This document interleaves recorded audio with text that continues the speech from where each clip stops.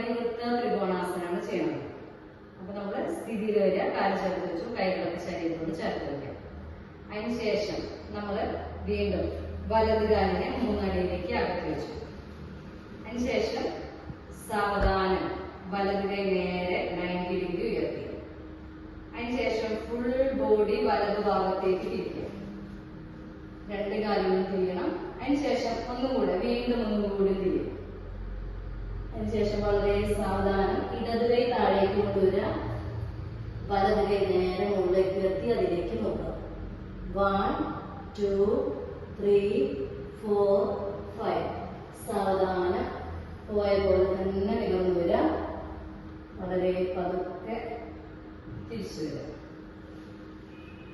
നേരെ opposite side ചെയ്യാം. ലെഫ്റ്റിലേക്ക് ഫുൾ ബോഡി തിരിച്ചു. അതിനുശേഷം വീണ്ടും ഒന്നും കൂടെ നന്നായിട്ട് തിരിയും.